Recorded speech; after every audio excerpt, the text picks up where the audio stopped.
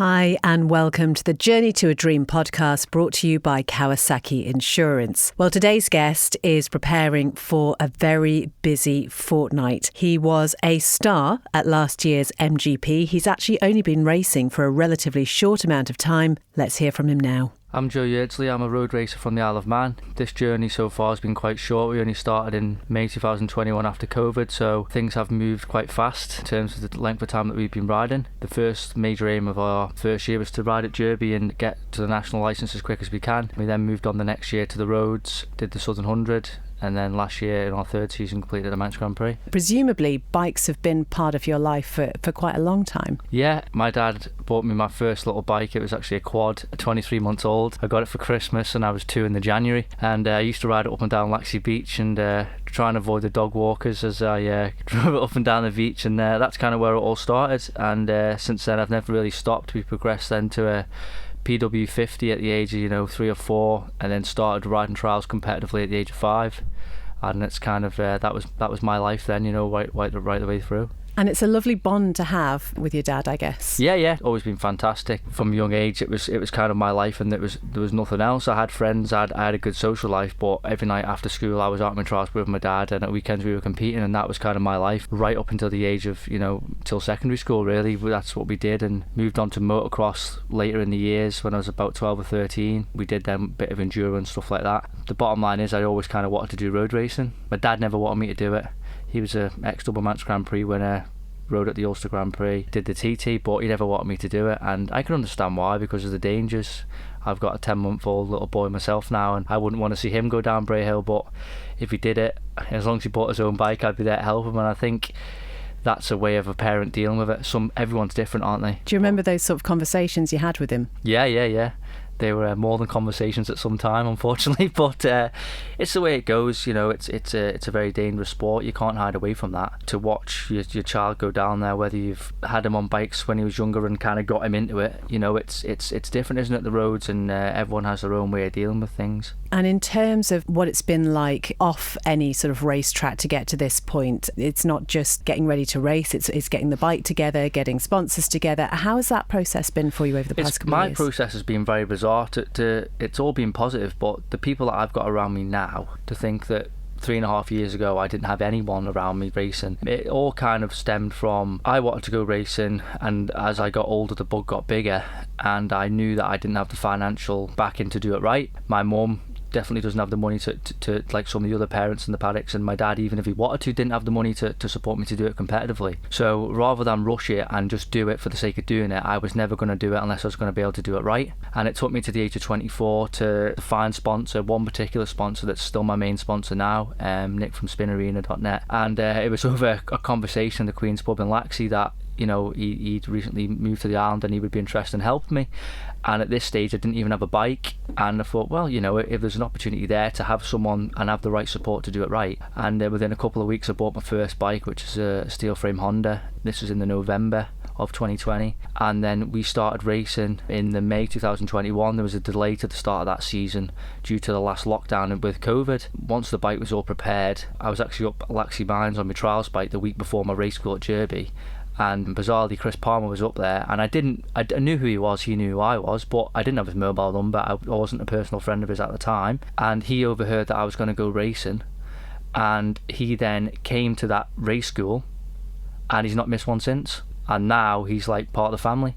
And since then, with living in the village, a lot of Nigel Beattie's team have come out the woodwork to help me. Like 20-year gap, they've all come out, and I've got Dave Clark, Stephen Clegg, my mechanics if you like. And then as time's built on, we've now got new sponsors that have all come on board. And the 2nd of May this year just gone was 3 years since my race school at Derby. So now riding for Ian Locker and Mistral Classic Race Team on the classic side, Flitwick Motorcycles this year, and to have all them kind of people around me is amazing. Are you able to put into words just what it means to you on a personal level? You talk about the likes of Chris Palmer and the fact that he hasn't missed one of your events. What does that mean to you? It's amazing. To someone that is in the first year, we were going away. We didn't have a little fella then. It was me and Mika and Palmy, and if he couldn't do that, he did most of them, but for whatever reason he couldn't come, Clegger would come and stuff like that, and we'd be pulling up at meetings, sleeping in the back of the van, and that's how it was. When you started off, although I had a sponsor, the money that I got sponsorship it for the year. We spent in 3 months because I actually went from a novice licence to a national licence from May to the following May. So when the season doesn't start till May, you've only really got till October, haven't you? So although it's a year, you've only got May, June, July, August, September, October, which is 6 months. Then you're off for the winter time, and then you've only got 2 months of the next season.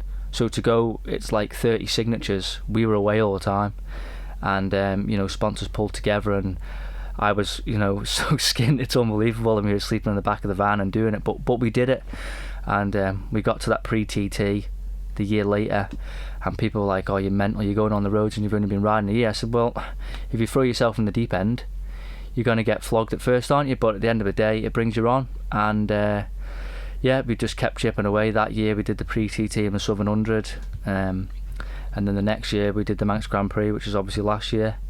And then this year we're at the TT, and it starts in 3 days' time, so it's a bit scary, but it's all positive, and we've had some good results along the way which make it all worthwhile. I'm going to be honest, Joe, I'm not sure how you've had time to have a 10-month-old in that. I probably don't want to think about it.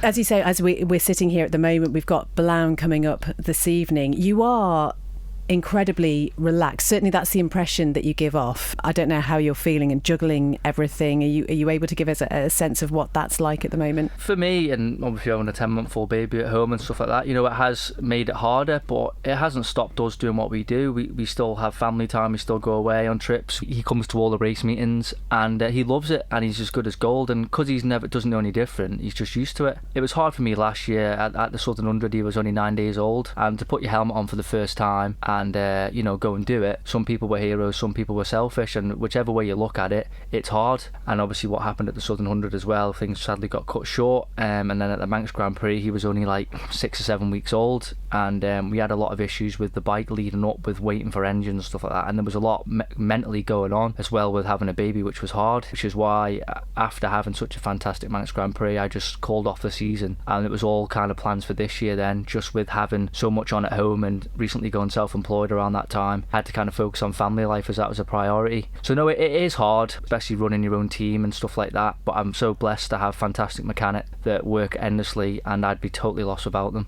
Let's talk about MGP then. I mean, it was outstanding what happened last year. You won the Senior Manx Grand Prix as that newcomer. You set a new lap record along the way. You joined the 120 mile per hour Tommy Club. Was it everything that you hoped for? Yeah, for me it was obviously a lot more than what we hoped for. Going there, we believed that we were in the position where if things went to plan we could get a result. That was not to win it, but we believed we'd be in the mix, providing everything went according to plan. Last year we sent some engines away in April to get done for the Manx Grand Prix, and the engine that we had in the chassis dropped a valve in April at the Oliver's Mount Spring Cup, so we didn't actually have an R6 all last year until 3 weeks before the Manx Grand Prix. So we had no bike time all year apart from riding the ILR pattern for a few meetings, and luckily Mistral Classic Race Team had give me their 750 to ride at extra meetings other than the couple of the Wirral rounds and stuff like that. So turning up at the Manx Grand Prix and only having rode your bike once in April, it wasn't ideal, and we were on the back foot, but luckily we managed to get plenty of laps in practice.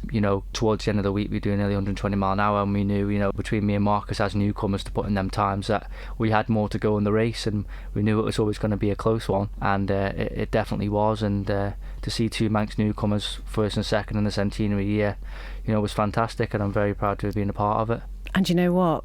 There was real potential that you could have been a double winner at that MGP. Yeah, it still pains me now, to be honest, to look back and think of what happened in the junior. We were the fastest in practice, and in that race we moved up to number 6, and everything went to plan, and I pushed hard on the first lap. Come out of Glen Helen, we had +10, and I just thought, just keep it going, and just you kind of feel in control then. The senior was the total other way around. We were hammer and tong for the whole thing, and unfortunately the engine let go coming into Kurt Michael, but it won't be the first time that it's happened, but it won't be the last on the mountain course. And we were safe, we pulled in, and managed to have a good result in the senior, and things could have been a lot worse, and you've always got to try and stay positive, haven't you? It'd be nice to get the 2, but we got what we wanted in the senior, and things move on. You've gone from a name that people might have heard of a few years ago to really being one of those people that not only the Manx public but certainly further afield know as well. What's that like? It's obviously lovely. I mean, I kind of struggle sometimes with the publicity side of things and the interviews. I like keeping myself to myself and under the radar, and it's lovely when people try and promote you and stuff like that. But for me, I'm always quite reserved, and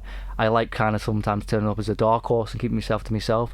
But the support that we've had from people in the Isle of Man and even in the UK and everywhere that we've gone, especially since the Manx Grand Prix, you know, we got invited out to Mexico to do the Cane Road race, and that was a fantastic experience. And we are only in our very early days yet. You know, it's only been just 3 years since we started, and I'm happy with the progress that we've made, but at the same time, it's not a sport you could rush. This year we've been offered super stock bikes to ride, and I've kind of knocked it on the head because I feel as though we're better focusing on the bikes that we rode at the Manx Grand Prix and kind of taking it in small steps. You know, it's not a sport you can rush. Hopefully maybe get on a super stock bike next year, but you know, you've just got to be sensible, haven't you? And you mentioned being self-employed. How does work fit into all of this? I mean, the reason I went self-employed is because you need so much time off as things progress. You know, to be employed, you know, it's hard, and I used to work for a company that were absolutely fantastic. They used to let me have as much unpaid leave as I want. Going for the long run, this is my life now, and I'm going to try and take it as far as I can. Realistically, I'm always going to have a job, but going forward to the future, like if I do the Northwest, the TT, the Southern 100, your 4 Scarboroughs and your short circuit meetings in the Manx Grand Prix, you're like, without the short circuits and just the roads, you're like 6 or 7 weeks off work. So the reason that I went self-employed is to just give me that step where I don't have anyone to answer to, and it just means that for the future it's more cost effective for me, and things are going well with that at the moment. I've now set up, after TT, I'm going to start advertising fitting log burning stoves. We've just got heat house registered, so as well as doing the roofing and the property maintenance, it just means that on the inside work in the winter and stuff like that just opens a few more doors for me. There's a bit of a gap in the market for it over here as well, which I'm really looking forward to getting stuck into. So yeah, I'm guessing the winters must be pretty long for somebody who is just all about being out on a race course as well. It's hard for me because my busy time with the bikes is in the summer when the weather is normally nice, and then the winter time when I need to save up and get stuff done. With a lot of my self-employed work being outside, it's hard, you know, especially look at the weather we've had this year, the wettest April on record, which is supposed to be the springtime. So that's kind of why I've tried to go down the stove route, which I'm looking forward to getting into after TT. So it's things are looking good and everything's positive. I'm just really looking forward to the TT now in a few days' time. In terms of the Isle of Man as a training ground, I guess, for all of this, we mentioned going up to Derby. I know you've been part of the Andrews Racing Association. How well has that worked for you? Yeah, the Andrews Club are fantastic. The year I started in 2021, there was that many newcomers and novices. They had to split the clubman race into 2 races, and it was to see, because it's such an expensive sport, to see so many people doing it. And you know, a lot of them up there rock up in the van, you know, and they haven't got big posh race trucks or anything. They're doing it and they're struggling doing it, and they're so dedicated. And to see people all pulling together and families all, you know, it's nice to see. I was very lucky to have the financial support, although it was still tough to get away, because when you ride at Derby, there's only 6 meetings a year, and I know the endurance is an additional one, but to get a national licence, you have to get 10 race signatures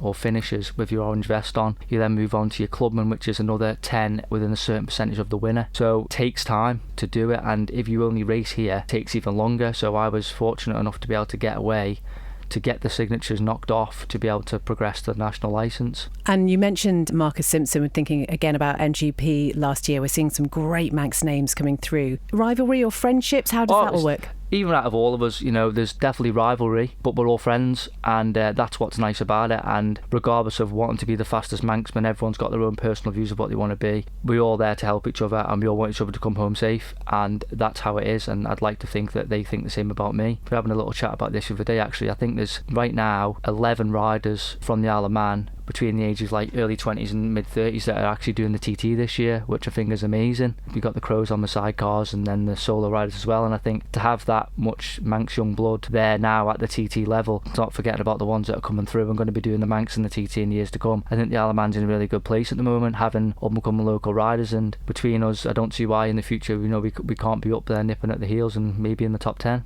Is that the ambition? Definitely, yeah. You know, it's only money or injury that'll stop me trying. Okay, so here we are then, as you say, 3 days away from the start of TT practice. We've got the races on the Beland course a little bit later. How prepared are you? Yeah, we're back riding the Mistral Classic Race Team bike that we had great results on last year. So that's kind of a bike that I feel at home on with riding it for the last 2 years. And we've got 2 additional classes, riding Neil Wood's ZXR 400 in the junior superbike races, which I did a couple of laps on at Derby the other week, and it felt like a real nice bike to ride. The other one is Flitwick Motorcycles Royal Enfield Bullet, which is definitely something I've never rode before. They're fantastic, lovely bikes, but it's definitely something that I'd be a bit out of my depth riding. But these 3 classic bikes I'm also riding at the Manx Grand Prix, so this weekend will just be a bit of a learning curve to get kind of dialed in for the Manx Grand Prix as well. But no, we've got 3 bikes, and it means we can compete in 4 races, so no, it's going to be a busy one.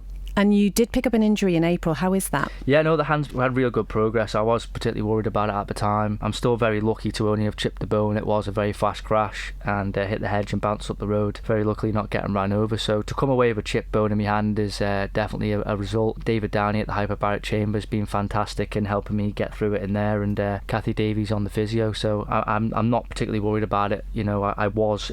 But it's amazing how with the right people behind you and the right treatment, how you can, get strong again. You did mention the Cane Road races in Mexico. We were talking to Jim Hunter about this. What reaction were you expecting, and what reaction did you get when you were out there? It was the most bizarre kind of experience. We got invited out there 2 weeks before the event, and I'd kind of just gone self-employed, so I had work lined up that I needed to get on with, and obviously Artie was only very young at the time. So when I spoke to Amika about going out to Mexico for 16 days, it went down like the Titanic, to be honest. But she was supportive of the whole thing. We went out there with Chris and everyone and had a fantastic time. When you're out there and like a race that's 46 miles from the top of the mountain to the bottom, 538 corners, when you get there and you see it, it's unbelievable. It was an amazing experience, and we met some fantastic people, and we had a great time, and I feel very privileged to have had the opportunity to go out there. Okay, just a couple more questions. I'm aware you've got a very busy couple of weeks coming up. When Artie comes to you and says he wants to race as well, what do you think your reaction is going to be? I'm all for it. He's got more bikes than H&H Motorcycles, actually, I think, at the moment. He's got 10 months. He's got 10 months. He's got, maybe not as many, but, he's got an Ossett, he's got a couple of bounce bikes, he's got trikes, and he loves it, and I think it's very important to have a hobby and get them into it. And if he, in 4 or 5 years' time, said, I want to do football, I wouldn't care as long as he's happy. But I've come from a bike background and I love it and I'm passionate about it, and I'd like to think that he would like to follow on my footsteps, and if he doesn't and he wants to do something else, I don't mind. It's as long as they're happy, that's all that matters. But no, I'm all for helping him, and I'll take it with him as far as I can as well. What was the main difference, do you think, that having a hobby made for you then? Yeah, I think it's so important to have a hobby, and no matter what discipline you like. I think, living on a small island, we've got such a lot of talent here, whether it's football or motorcycles or whatever, and I think you've got to have an interest, haven't you? You've got to. There's a lot of it now. You see people and they haven't got an interest, and it's sad. And I think being involved in the sport is a great thing, and representing the Isle of Man no matter what you do. How do you cope with nerves? I'm quite good at hiding when I'm nervous, but yeah, anyone that says they're doing any form of road race, let alone, going down Bray Hill, if they said they weren't nervous, I think they'd be lying. But it's hard. The nights before is always hard to sleep and stuff like that, for obvious reasons. But once you get that tap on the shoulder when you set off, then obviously it kind of all goes. But no, I do struggle with nerves, and I think having a little boy there now as well is an added factor to that, because you need to come back to him, don't you? And it is mentally and physically hard. But I'm very lucky to have a fantastic team around me and a fantastic family that I couldn't ask for anyone better around me. I really couldn't. Well, just finally, Joe, if we're speaking in a couple of weeks, what will success at the TT look like for you? My main aim is just to go fast on what I did at the Manx Grand Prix. I'm not here to chase results or anything like that. I think if you get too involved and I'm going to do this, I'm going to do that, put too much pressure on yourself. Winning a Manx Grand Prix in a lap record is fantastic, but at the TT you got to find 8 mile an hour to win a 600 race, which is not going to happen overnight, and it's kind of now a 5 to 10 year apprenticeship to get somewhere where we want to be in the future. So yeah, for me it's just about improving. As long as each year we come back to the TT and improve the times and show some form of improving, then we're making steps. And that's it really. Joe, we really appreciate you taking the time to come in here. Wish you the best of luck for the next couple of weeks, and it'd be great to catch up with you again before MGP. No, thank you very much.